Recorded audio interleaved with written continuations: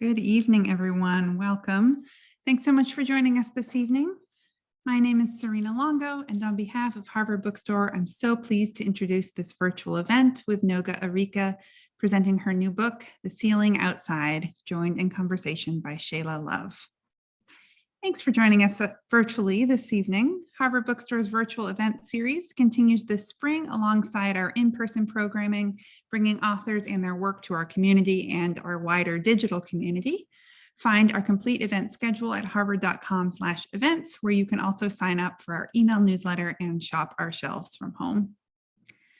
This evening's discussion will conclude with some time for your questions. If you have a question for our speakers at any time during the talk tonight, click on the Q&A button at the bottom of your screen and we'll get through as many as time allows. This event also has auto-generated closed captioning available. Depending on the version of Zoom you're using, you may need to enable captions yourself by clicking on the closed caption button on your screen. You can disable captions there as well. In the chat, I will soon be posting a link to order The Ceiling Outside on harvard.com. Your purchases truly make events like tonight's possible and help ensure the future of a landmark independent bookstore. So as always, we sincerely appreciate your support. Thank you. And finally, as you have no doubt experienced in virtual gatherings over these last couple of years, technical issues may arise. If they do, we'll do our best to resolve them as quickly as possible. Thank you for your patience and understanding. And so now I'm so pleased to introduce this evening's speakers. Noga Arikha is a philosopher and historian of ideas. She works as a science humanist and is an associate fellow of the Warburg Institute, an honorary fellow of the Center for the Politics of Feelings, and a research associate at the, please pardon my butchering the pronunciation here, Institut Jean Nicot of the École Normale Supérieure in Paris.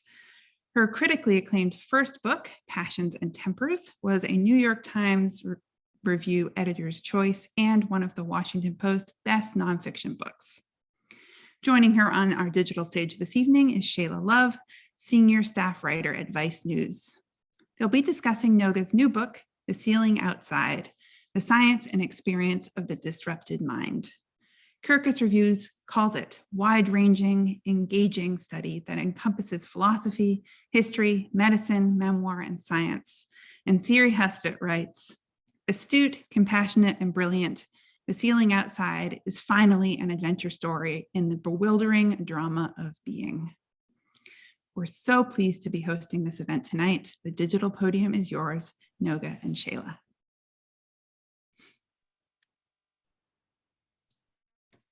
Thank you so much.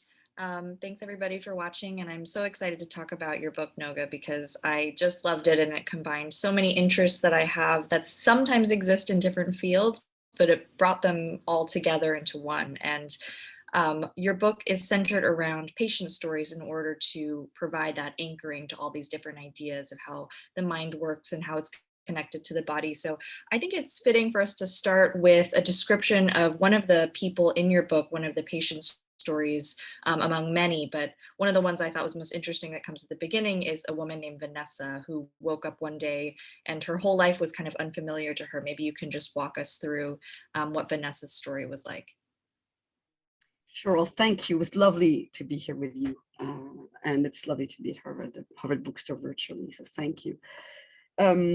Sure, I mean, if we can go straight into this particular patient, I first maybe should set up exactly what I was doing in this book, which was really, I was invited to sit in on these sessions of neuropsychiatry at the Pitié-Salpêtrière Hospital in Paris, and really trying to understand, I mean, my purpose was really trying to understand what the sense of self, the embodied sense of self really consists in. And in a sense, the book ends up being about how the sense studies itself and how it loses itself. We'll come back to that. All the patients were seen once a week, about 2 or 3 per morning. And I never saw them again. It was anonymous. So of course, all these names are fictitious. And this particular patient who I opened with was very, very difficult not to crack.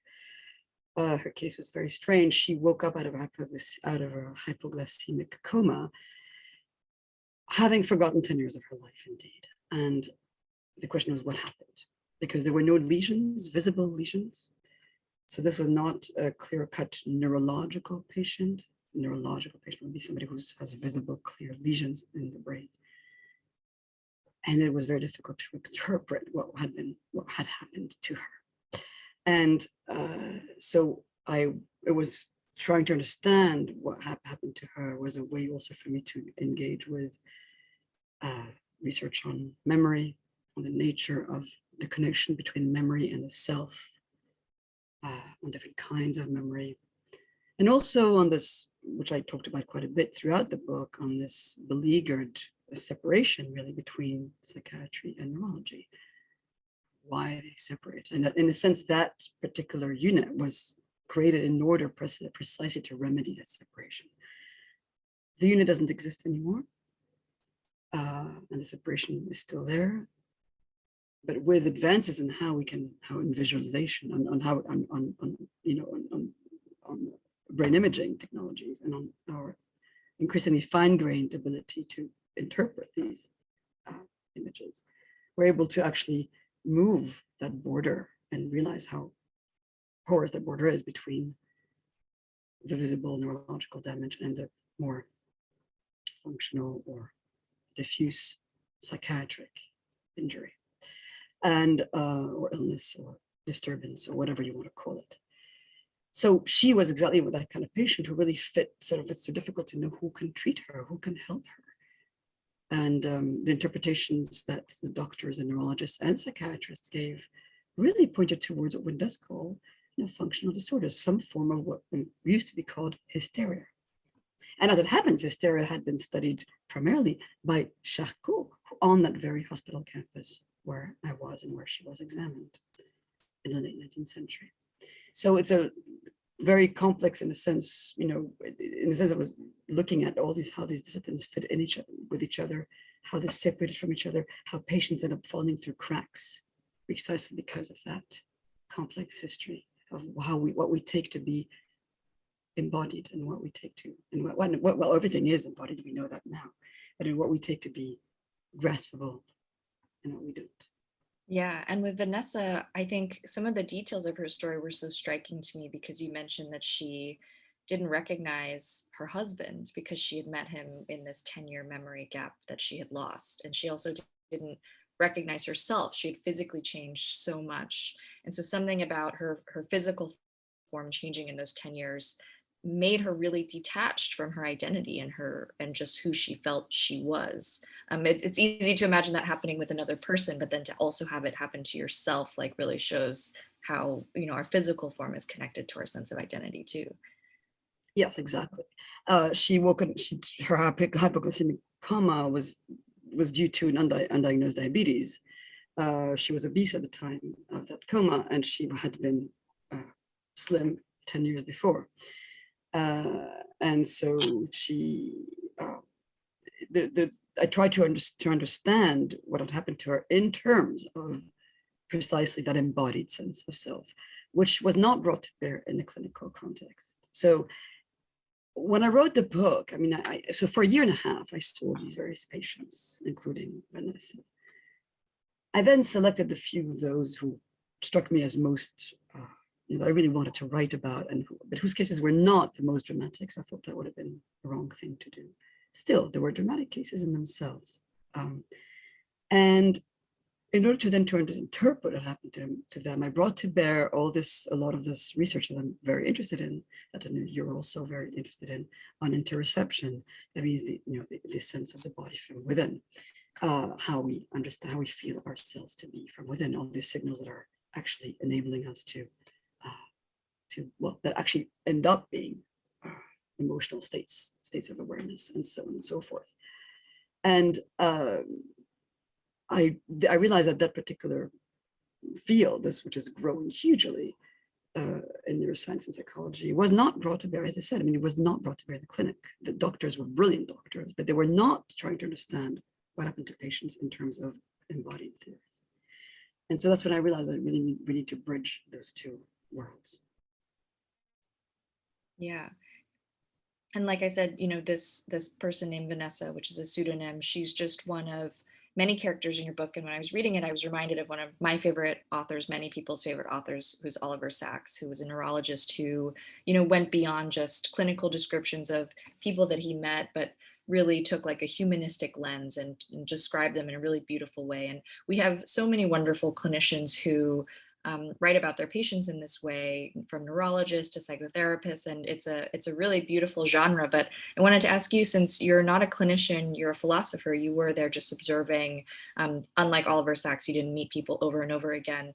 What's kind of the philosophical lens that this approach can have that's different from when a clinician writes about case studies? And I'm also curious about its connection to the philosophical field of phenomenology, if you feel that they're related or if there's some difference between what phenomenology is and writing about cases in this way. Yeah, that's really a very excellent question. So it's precisely, well, all of us, for one thing, the starting point is all of us are potential patients. That, of course, includes the doctors who write about what they see. But when we are just writing as from within our own first-person experience, something changes. I was not at the beginning writing from within the first-person experience, this phenomenological point of view. But I realized that actually I wanted to not, instead of just having some kind of disquisition about phenomenology, about the need to inject the first person in order to understand the nature of the self, the mind, consciousness, I wanted to actually just enact it, practice it, show, don't tell. And so this is where I realized I was going to try to understand what was happening with these patients by really trying to let's say, helping myself from what I learned in the clinical room. I learned a lot because the doctors were also very didactic, because there were often students there too. So it was an intimate setting, but there were some students. So I learned a lot about neurology, particularly.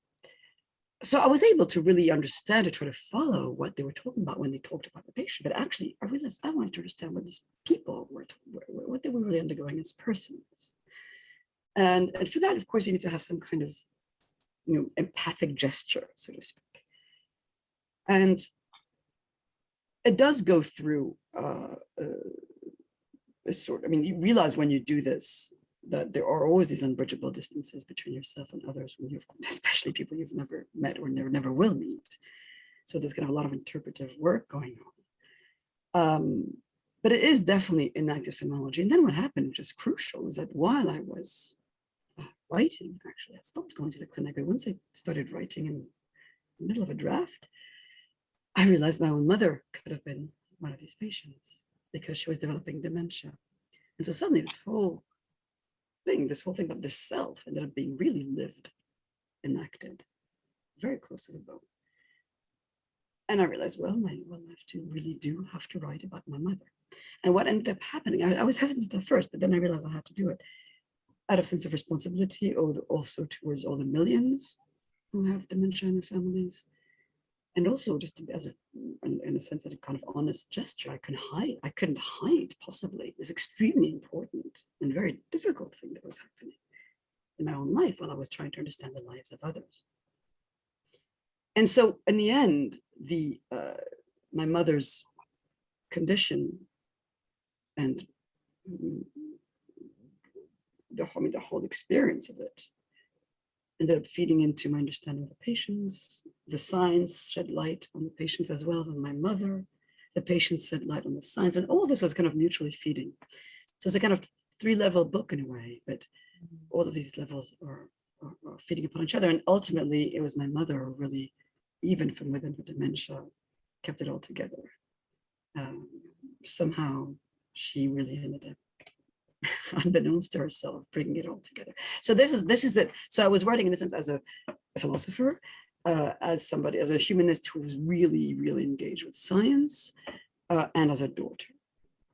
And that's a very different position from writing as the clinician who is trying to always diagnose. I was reporting on that, but also taking a distance from it, and also trying to use the science, which is usually applied to generic brain, to a healthy brain, but very difficult to bring to bear on individual patients that you see in a clinical room. So again, the bridge between the experimental and the clinical is crucial. So that's a very different position, if you like, from the doctor writing.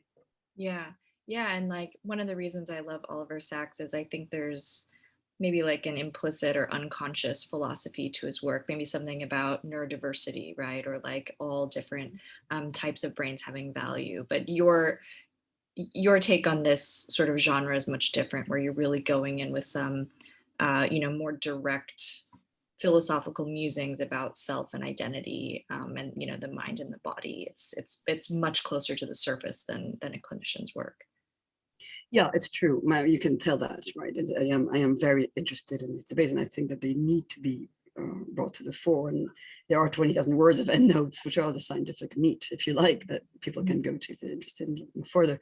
But it's true that the story, I mean, it's interesting. I mean, you bring in Liver Sacks. I mean, it's true that it is telling stories, because stories are, like, he was a great writer, great storyteller. He was actually a very literary man. And I think you're probably right. I mean, his neurodiversity might have probably helped him identify, or at least helped him develop this extraordinary empathy he really did show. But I think storytelling in itself is a kind of act of empathy. So within the narrative, there is that. There is already that position. Telling the story, you have to understand the person whose story you're telling. At least you have to try to understand. Yeah. And when I was reading your book, I think it really made me think about what my own ideas are about myself, or like my connection between my identity, my mind, so to speak, my brain, and then my body. And I think that a lot of us, or certainly me in the past, have had sort of Descartesian ideas about who I am and what makes up me. So there's a famous quote, "I think, therefore I am." And I think anybody who um, maybe is a writer, or like has to rely on their mind a lot to do things, I totally confine my identity to my brain sometimes. And this book challenged me in that sense of, if something goes wrong with my mind, would I still be me? And where do I locate myself if "I think, therefore I am" doesn't capture the whole picture? So I wanted to ask you about how all these case studies in your book reveal a different, non-Descartes way to view the connection between the mind and the body, and how we can even orient or understand what that is, if that's how we've been thinking about ourselves for so long. Okay, that's a major, that's just, we only have another 40 minutes. All right, so that's the kind of the central core of it all. It's true, who am I, right? So it's true that most of us, many of us, especially in the West, have grown up with this idea.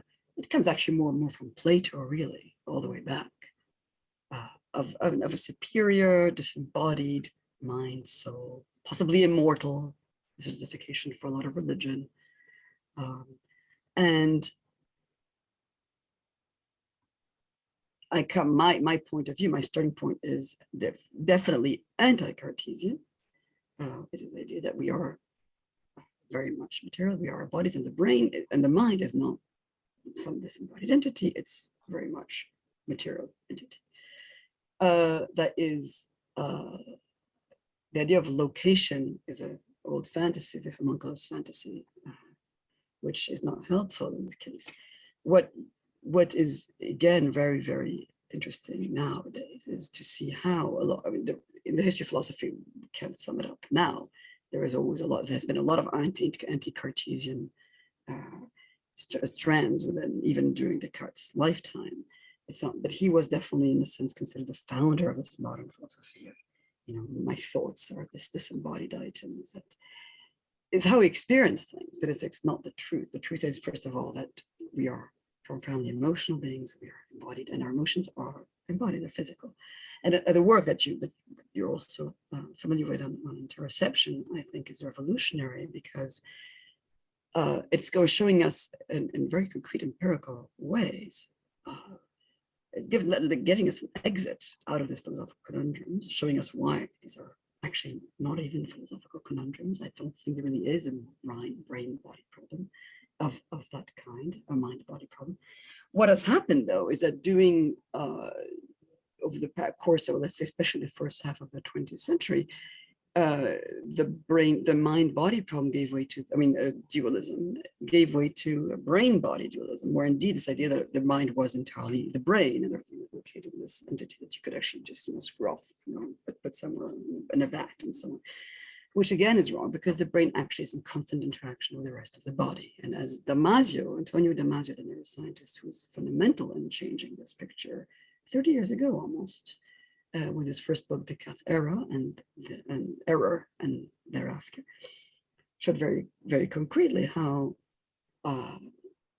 the brain serves the body and not the other way around, and that emotions are absolutely, inherent in all our actions and all our reasoning as well. That you can't separate things out. So when it comes to this crisis of the self, what is going on? So the question, in spite of all this, there's still, as I phrased it a few times in the book, I was just puzzled looking at these people. It's true, something goes wrong with the brain, especially in the case of dementia, like clear neurological case. Something really is going wrong with the mind. It's not as if they're separate. It really is happening in the brain as well. But I asked myself very often, there's the patient, there's the person, and there's the brain. And what order is it? They're not the same thing. They overlap, but they're not all the same. And, you can't really divorce crises of the self of whatever kind they are from the history of the person, from, and again, also from their history of their own bodily selves. And when people know that now, so many people now are going, doing yoga, doing all sorts of practices that are really somatic practices, precisely because we need to go back to that. Then the question of what the self is a different issue, because we can go to that later. But in a sense, these are questions that don't really, I'm not saying that the idea of what the nature of the self or consciousness has a finite answer, just saying that looking at the embodied being is actually a good way to go. Yeah.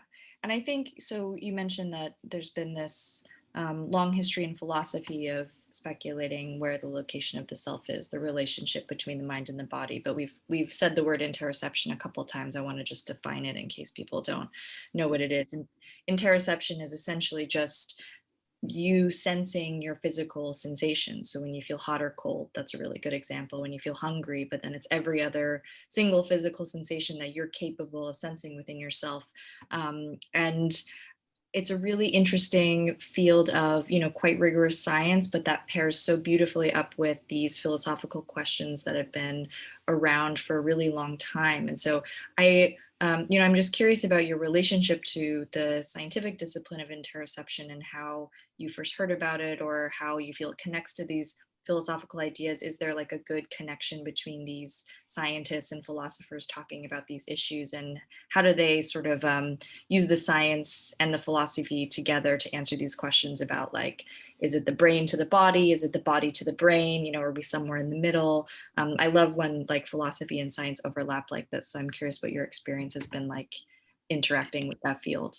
Yeah, it's a huge, it's an extremely huge, it's a very, very growing field, very intense, extremely sophisticated, some brilliant people working in this, both in the philosophy side and the empirical side of I think some of the best philosophers at this point working on the mind are those who are working also with empirical practitioners, because it's very hard at this point. You cannot try to experiment, try to investigate how things are happening, what our emotions are, or what our attention is, indeed, and also what are crises and what are difficulties in the self, like, for example, feelings of derealization, for example, that are studied as well, depersonalization, and so on. There are all these.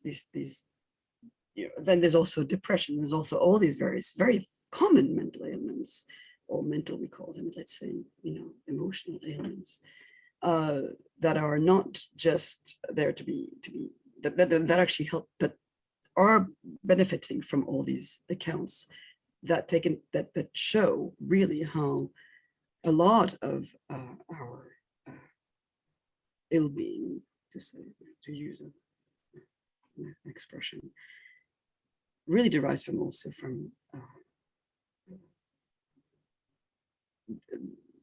difficulties in interoceptive processes, or disturbances rather in interoceptive processes, which are constantly happening, as you were just saying. Some of them we're aware of, like heat, hunger, and so on and so forth, and others we're not. There's the heartbeat. There's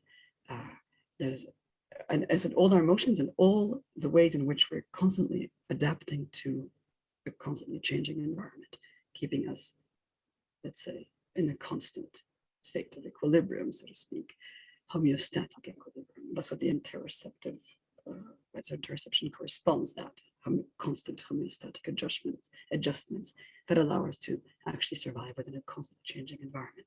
When something like this goes wrong, I mean, when these processes go wrong, that's when, in a sense, there's a malaise, an illness. And also important in what I was writing about was showing how there is a real continuum between normality, pathology, health, and illness. It's not like there's a healthy state and an illness state. So there's a certain point beyond which you will recognize pathology, but it's on a continuum. So again, we're all potential patients. And there are days where we don't feel particularly well. It doesn't mean that we need to go to the clinic, but this still corresponds to something, to some interoceptive processes. So in a sense, there is no, I mean, the brain is constantly registering, heartbeat, constantly registering the gut. There's more and more work showing, also now on connections between the gut and the brain, and the heart and the brain. Some brilliant scientists working on this that I think are really changing the picture. I mean, really the picture of how we work. The brain is not on its own. It is not possible. So this is why, to get back to Vanessa, because Vanessa, if you're looking at the brain, nothing's wrong with her, but something was wrong with her organically, physiologically. We just don't quite know what. And, I suppose as further examinations, we would probably have found out. I have to say, just also in her story, she was actually a perfectly functional person in the end. I mean, when she walked in, she was like a completely, fine, bright, spunky young woman. But she'd happened to have lost 10 years of her life. So again, it's very peculiar. We just don't know what's going on, even within what we think of as normality. So I think that's also very important. Yeah. And, going back to what I said before, this whole I think, therefore I am, or going back to Plato, once you sort of learn about interoception, then it sort of becomes obvious, like, of course, the body is involved in all of our emotional and just like everyday sensations. And, I really love William James on emotions when he asks, like, try to imagine feeling an emotion without the physical component. It just doesn't even feel like an emotion. If you try to imagine being angry without the physical sensations, it almost feels more like a memory of anger. It doesn't feel like anger in the exact moment. It feels like something hollow or something totally different. So I really, I think you called it like the interoceptive turn. Like, I really appreciate this in science and philosophy, and excited to see it go further. Yeah, that's a piece I wrote for Eon, called the interoceptive turn, which actually informed a lot of my analyses then, and also went into a book quite a bit. And yeah, William James is very important, absolutely. And he's actually at the forefront in the sense of this renewal now, this important turn, which I discovered it a few years ago, really. I mean, maybe 4 years ago. I wasn't really aware of it before then. And then I realized, my goodness, this is really important. And now I think there is a sea change. I think it's becoming more and more of a thing. And I think it's good. Yet again, it has not yet filtered down to the clinic. So often the doctors, that refer the patient to, le kiné, as they say in French, the physiotherapist. I think, well, okay, physiotherapist. Well, maybe the physiotherapist should have a medical, be recognized as a medical, field much more than it is. And you realize that there's really is a gap here again between that's research and interoception and, post James, post Damasio, post all that field that is happening now, and connection between that and mainstream clinical neurology or psychiatry, which are not yet there. So that's something I really wanted to insist on. Also, I think the other issue is that when you start looking at this research, like in any scientific field, but it's so rich and there's so much being produced every day. And I really am continuously looking at stuff every day, that you sort of think that everybody knows about it. And actually, it's not true at all. So I think it's true. It's important to remind ourselves and remind people, well, actually, no, most people still think that there's such a thing as a disembodied mind doing the thinking, and that reason and emotion are separate, which we've known that for a long time, that they're not. Certainly William James knew already But then again, after Damasio, we've now realized how the extent to which, physiologically speaking, there is no even good judgment without emotional processes. And the brain is all integrated, it's all these networks are connected, and also connected to how signals coming up from the body into the register in the brain and back and forth are actually conditioning the way we feel, the way we know what we feel, the way we may not know how we feel. And all these phenomena are really how physiological bedrock that we are starting slowly to understand. I also brought to bear on this theory, which one might not want to go into, of predictive processing. We can mention it or not later, but that helps us understand how these things are operating as a very useful theory that people are using more and more of the brain as a predictive organ. That was a theory by called Friston, helping us really understand how when we are perceiving something, we are actually predicting our perceptions on the basis of previous experience, and that any kind of discrepancy between our experience and our expectation is an error, predictive error, that we then correct in light of our experience. And when we fail to correct it is when we have pathology. So that really helps, it's very helpful to understand that too. When we fail to correct it, we have a pathology. It can be depression, it can be eating disorders, it can be a whole host of ailments. And these ailments, in a sense, you know, again, they are separate from the pure organic neurological ailments such as dementia, which is very much localized in the brain. But still, enteroceptive processes do have some to, obviously are also disturbed, because the brain is involved in interoception, in particular a brain region called the insula. It's been shown a lot. And when the disruptions happen, a whole host of symptoms come up that have to do with faulty predictive processing or faulty interoceptive processing. Like, for example, disruptions in the sense of time. So, for example, I noticed with one of the first signals that my mother was developing dementia was that one day she woke up in the middle of the 2 o'clock thinking she should pack up and go home. She thought it was morning.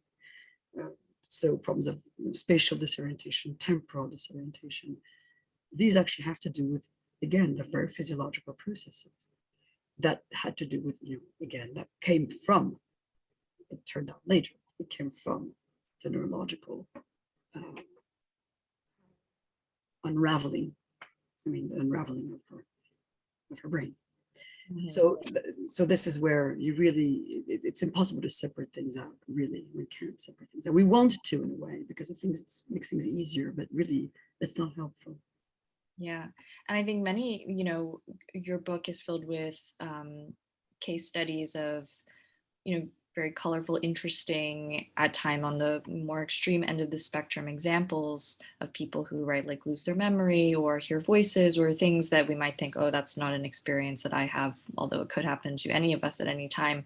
But we all run into this functional, organic divide, even in more quotidian visits to the doctor. Like if anybody has IBS, right, super common condition, that's technically a functional disorder because there's nothing that a scan or an endoscopy will show is necessarily wrong with you, and yet you will have all this dysfunction and we don't really know why. And so it's just lumped into this category of like a functional disorder. But of course your body is still involved, and this is a big issue with like functional neurological disorders, that sometimes it can be called just sort of like in a demeaning way, like psychogenic, or even called hysteria, or still this word conversion disorder, which sort of harkens back to Freud. And you just talked about this a little bit, but like for yourself, do you think of that division differently? Like if you I don't know if you have IBS, but if you went to the doctor and suddenly had IBS and they said you have a functional disorder, does it change how you see like these maladies that are kind of everyday that people have, and how we think about them and how we define them? We call them functional processes, as you said, because we don't see the organic basis. And we don't see the organic basis because we're not looking for the right thing. So again, there are people who are working this within psychiatry as well, who are trying to really change the way it's done. It's not easy. it's a very, again, a very complex history, this functional organic divide, because it really does touch on exactly on the very foundations of modern neurology and modern psychiatry. I mean, IBS is one, chronic pain syndrome. There's a patient in my book who has that. It's very common as well. Something like 10% of any population has some form of chronic pain. And these, absolutely, they call functional, which also somatoform, comes out of hysteria, which again was what Charcot was studying when he was hypnotizing these patients, and in La Petite Salpêtrière, famously. Freud, as you know, came and studied and was with Charcot for some time, for a short amount of time there. He ended up translating Charcot into German and went back to Vienna. And he was a neurologist to start off, and he decided that the mind sciences of his day were not sufficient to try to account for psyche as he wanted to. So he went ahead and founded psychoanalysis, separating off hypnosis from hysteria, and actually, developing a lot these ideas. But still, this idea that the body is expressing psychogenic, right? The psychogenic disorders is when the body expresses some sort of psychic disturbance, and this makes sense. Absolutely. Why shouldn't it? Precisely because we are a whole unit. We're not just separate up into pieces. And so functional, certainly, yes, can help us understand this, except that we don't yet know how to treat these ailments. They are real ailments. It's not because they're not visible through an endoscopy or whatever, or X-ray or scan, that they're not real. This is the confusion people have, and some doctors too. Oh, we didn't find anything, you've got nothing. No, we don't find anything, they should say, but what you have is something that we need to try to look at, to try to investigate. And sometimes, seeing is not necessarily what you need to do if something is not visible. I mean, the same way that a lot of diseases that were called psychiatric or functional for a while ended up being neurological once we could see the neurological basis. Well, then again, I mean, what we see is all depends also on what we're looking for. We have to know how to read maps. So, and again, I do believe, I mean, I think a lot of these functional disorders can actually be accounted for in terms of disruptions in interoceptive processes. Post-traumatic stress is actually involves obviously the nervous system. The connection between the peripheral nervous system and the central nervous system are huge, real, complex. If I were a doctor today, I'd become a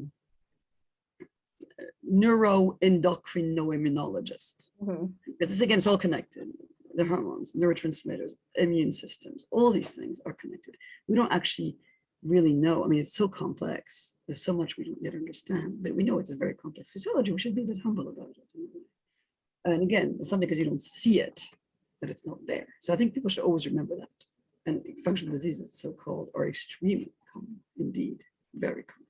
And quite a few of the patients in there definitely have some form of functional disorder. Yeah. I have a few more questions, but I just want to open up if anybody wants to put any questions into the Q&A. I will ask them. So go ahead and do that. Otherwise, I'll keep asking until I see some questions pop up. It just strikes me that, I've spoken to several people in the FND, functional neurological disorder community. And one of the things they talk about, or that's really difficult to manage with the diagnosis or to tell other people, is that people can kind of just say, oh, it's just like, it's all in your head. Like we have this hierarchy of, like, we often put the seat of our consciousness or identity in our minds, but then if a disease comes from the mind, it's not real, or it's not good enough. It's not as good. It's not it's below a physical illness. And I think that's a really interesting, like, we give the mind so much power when it comes to our sense of self, but if it comes to a disease, if it comes more so from the mind or than the body, then it's not a real thing. You're just making it up. It's a very good point. Yeah, it's a very good point. I think that this is the big irony of it. I mean, what does it mean it's all in your head? I mean, I don't even know what that means. I mean, yeah. Sure. I mean, everything's evidence. It's a very peculiar. You're right. It's a cultural distortion. Yeah. So you mentioned your mother a few times. I want to go back to her because, as you said, you started writing this book about the body and the sense of self and the mind and interoception, and then your mother started to go through something that was basically on this exact same topic that Yes. you were writing about, which is a really, I'm sure that was a really like strange sense of synchronicity to have that overlap at the same time. I guess I wanted to hear you talk a bit more about how it changed the experience for you, how you think the book might have turned out without that happening, or if it really, how exactly it affected you. I don't know how the book would have turned out had it not happened, honestly. Yeah. I'm not sure what would have turned out. It's very strange. I don't know. Clearly, there's a big irony there. I will try to explain it.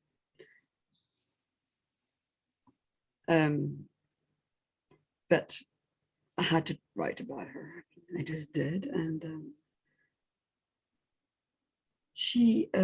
the thing is, my mother had been a poet, so she had a lot of what one calls cognitive reserve, which means that she had read so much and thought so much and written so much. Her semantic fluidity was huge. Her vocabulary, her ability to communicate remained actually very strong. What went was what one calls autobiographical memory. Her memories of all that happened in her life basically were wiped out. She was still able to relate emotionally. So, and it happens a lot with patients who have Alzheimer's. And we didn't actually test her for Alzheimer's because it's an invasive test. It's the only dementia for which you have biomarkers that you can actually test for in this positive way. I mean, one of them. But clinically, it was pretty certain, almost certain that it was that, because all other dementias were excluded. And indeed, a lot of Alzheimer's patients have that same, preserve their emotional self. So this is where you realize, oh, interesting. There is this. We're going back now to this idea, this is the core self that Damasio talked about, a core self. And indeed, it is that emotional, in a sense, primitive, embodied self that is relational. It's a bit like when you remember with your body a place, a perfume, a smell or whatever. It's the same. There's a kind of core. It's unthinking. It's unmediated. It's immediate. It's somatic, and that is also goes into affective memory and emotional connection, social connection as well. And my mother had always been very social, and she remained so. And she forgot, the conversation with her became increasingly surreal. It was like some kind of Dada poetry. But she remained very funny. She'd always been extremely funny. So she remained very, very funny. But she'd always been very anxious. She lost her anxiety. She became very joyful and grateful, and everything became beautiful. So in a sense, it was a kind of extraordinary experience. She had what one calls, and what all Alzheimer's patients have, what many dementia patients have. It's a very important term, anosognosia. She was anosognostic, meaning she was not aware of being ill. Anosognosia can be terrible when it's, for example, a schizophrenic patient who doesn't acknowledge that they have schizophrenia and therefore don't take their medication, and therefore things can go very bad. At the beginning, when I was writing, I did want to home in on the notion of anosognosia as a kind of almost a human condition, because we always live within a blind spot. We're always somehow unaware really of what we really are, as a kind of general, almost like a metaphorical, mode, almost very light form, in a sense, a light approach to it, which I realized was quite quickly was actually impossible to do, because for one thing, anosognosia is a very serious, it corresponds to states that can be very difficult. Like, for example, people, anosognosia for hemiplegia, people who have become hemiplegic, but actually are not aware that their limb, for example, is theirs, and so on and so forth. Or that they're unable to live, in that case of hemiplegia, that they're unable to actually move their limb. So there's a whole host of conditions like this. So my mother had, like all these, a lot of dementia patients, again, not all, but many, had anosognosia. So she wasn't aware of being unwell, which made things okay for her. Mm-hmm. Also bred an asymmetry. It always breeds, and I think in dementia it's an important thing to point out, it always breeds an asymmetry between the person who's ill and the carers, or the people around them. Because, you know, they don't know. And we know something they don't know. So that makes things very, very strange. I mean, it reconfigures entirely the nature of the relationship. So I did write about that because, of course, the cells are relational, inherently relational. So if you're redefining your relationship, especially to your own mom, and I was very close to her, you're redefining yourself to some extent. What's the aspect of self? It's a different question, but you are. So all this is, yeah, in a sense, it happened. And I had to write. And the title is something she said. And one day she says, the ceiling inside, the ceiling outside, the ceiling outside. And that became the title of the book. Yeah. And I imagine it couldn't have been easy, but it really, I mean, as you said before, it really ties the book together in a really beautiful way. I think it would have been a wonderful book otherwise, but it really sort of connects a lot of threads. There are a couple audience questions that I want to get to really quick. So one person is asking, so in terms of IBS or functional disorders, how many times women and people of color are the ones who receive diagnoses that amount to "it's all in your head"? What do you think about how racial and gender bias impact our understanding of psychiatric neurological disorders and what that means in terms of how these disorders aren't recognized for a long time? Yeah, I mean, I think it's a question of context. I think this question that's maybe much more relevant in America, sadly. Terrifying, so I have to say. Not at all where I was. We don't have the same kinds of tensions. I mean, there are definitely tensions in France, for sure. We see that, but not at all in the same kind of way. It's a very different history. And certainly in the particular experience, I can't, to speak, I don't have data for, I don't have the data in France. It's a very important question, and I acknowledge that. But the clinic, this particular clinic of neuropsychiatry, was really extraordinary because every patient was given huge amounts of time, regardless of who they were, what they looked like, what they did in their lives, where they lived, where they came from. It was completely blind to gender, race, whatever. Blind, really was. It was. Really focused on what was happening with a particular person and, given their family, given their history and so on. Race was not at all an issue. Yeah. So it's important to bear that in mind. I have to say again, I mean, I'm not sure this is the case everywhere. And I think it's certainly true. I mean, I've seen the data that women tend to be, we tend to be,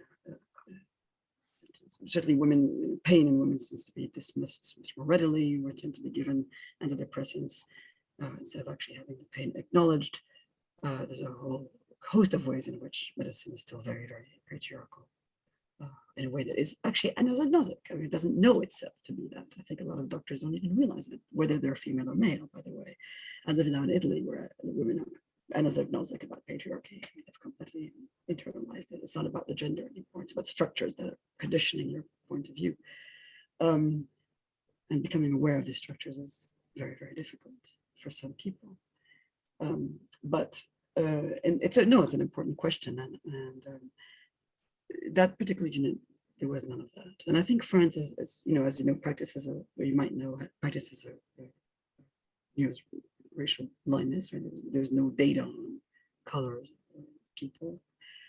Doesn't mean that no problems, as we can see with the latest election results, they're real problems.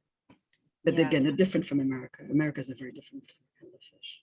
Yeah, and in the US, I think we have really good data and studies showing that Black people, for instance, are given less pain medications. Their pain is taken less seriously. Same with, as you said, women having physical problems and then being told it's just in their mind. It is this just weird, again, just like the tendency to push things to one side or the other. The clinic that you were at, to the best of its ability, seemed like a really lovely marriage, or like the best, we hear this phrase a lot, patient-centered care, where it's really just about the person, the individual. It's like it's very hard to access that in the US, unfortunately. And you can see the merits of it, it's just like seeing a person for who they are. There's another question. Was there anything that ended up on the cutting room floor that you wanted to include but didn't quite fit in the end? No, Everything actually not. That's good. No, Great. actually not. It somehow just wrapped itself the way I wanted it. I was very lucky with my editor and editors. Absolutely wonderful. Really good care taken there. So that's, no, there wasn't, no. And there's another question. So we have talked about moving away from a Cartesian or Platonic model of the self. Can you say anything about Eastern models from Buddhist or Hindu traditions and the self? My rudimentary understanding is that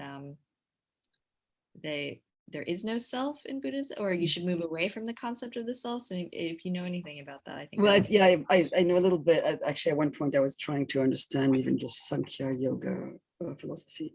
Look, Indian philosophy is an ocean just as large as Western philosophy. Yeah, exactly. So there's many kinds of Buddhism. There are some overlaps with some forms of Hinduism, with some forms of Jainism, with some forms. I mean, then there's a Tantra school, which are very different approaches. So the generic, yet all of them, I mean, not I have to say no. I think certain kinds of Buddhism actually are as dualist as Platonism. This idea that we can actually not pay attention to anything going on in our organism, and that we shouldn't even. I think it's close to even to Stoicism. It's so complex. It's a really great question, and it's very complex. I practice yoga, and I also think that no, there is no. I mean, whatever core self there is, again, is that unmediated, purely somatic thing, and that we only exist with each other, and the self develops with others, within others. First of all, within a mother, we should not forget, we develop within a mother, and then through the care of others. Our homeostatic capacities are taken in charge first by carers, that then actually, so that means that we're social, from a physiological point of view, we are entirely connected to each other. So this idea of the lone core Cartesian self, that's out, absolutely. I do believe that. Not everybody will agree, but yes, I've ceased to believe in that. The theories of the self in Hinduism are really complex, but it's true that in most cases, it's a much more integrated notion of the body. The body is much more present within most of these schools. I mean, you do have the dualist schools, and then humanist schools, and you have the actually anti-dualists in yoga. I mean, you have different kind of practices. Then the question is, when you are practicing, whether the fact that you transcend, if you're transcending the self, is there a self to transcend? It's a philosophical question. So, or are you getting to the real being, which is a non-self, which is just a core? I mean, I don't know. When you practice meditation, what is happening? There's a lot of studies on meditation by neuroscientists, far fewer, if any, as far as I know, on yoga and neuroscience. And that's precisely because the yoga is much more coming from interoceptive processes. Yoga is actually a pure, very interoceptive practice. It's about paying attention to what's going on inside your body, from breath, starting with breath, actually ending with breath, how that informs everything we're doing. So really, able to access the most detailed, the most fine-grained aspects of our nervous system and how it informs the whole organism. So when we're doing that in yoga, well, what is it we have in the end? And that would be great to have many more studies of that. But there haven't been that many, because somehow Buddhism seems to be the pure mental, meditation seems to be this pure mental practice where the body is just still. There's still the breath of chaos, okay, but there's stillness. And it's interesting that it hasn't yet really happened. I think it would be great if it did, given how popular yoga is.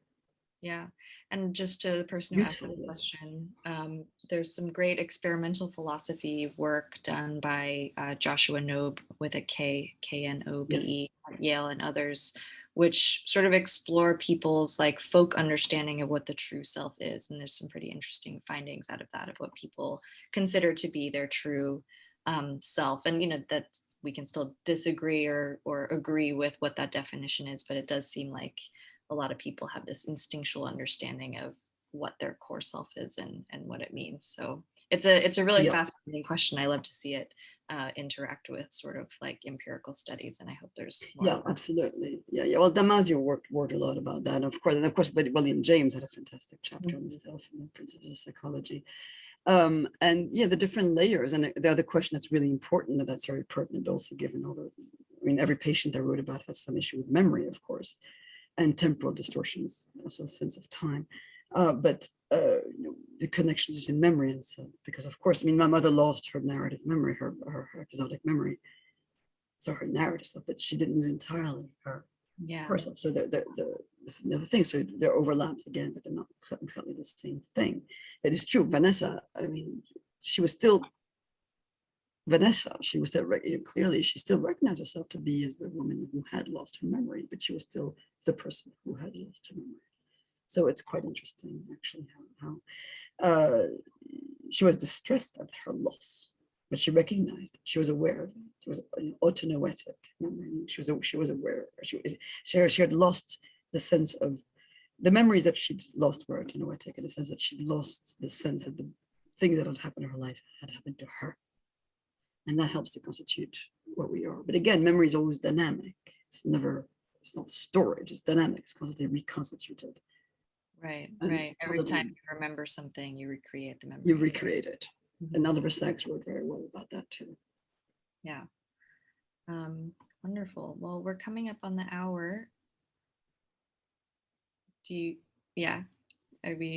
think we're about at that time. So thank you so much. This has been such a fascinating conversation. Thank you. It's been great talking with you. Thanks so much to both of you. Noga, if you have any final thoughts, feel free to speak now. Otherwise, well, just that I hope that this is an occasion for many more discussions of this kind, building bridges between disciplines, between humanities and sciences, between experimental science and physical and medical practices, and opening discussions such as these with the more ordinary. I think it's very important to have them. So thanks very much for this. Absolutely. Yeah, this was really quite fascinating and totally out of my sort of realm of understanding. So it's just really interesting to listen to. Thank you both for being here. And thanks to you folks out there for spending your evening with us. Please check out The Ceiling Outside on harvard.com. The link is in the chat, or you can just go to harvard.com and type The Ceiling Outside into our search function. But we hope you'll join us for future events. And thanks again to our wonderful speakers. On behalf of Harvard Bookstore here in Cambridge, Massachusetts, keep reading and be well. Thanks. Good night, everyone.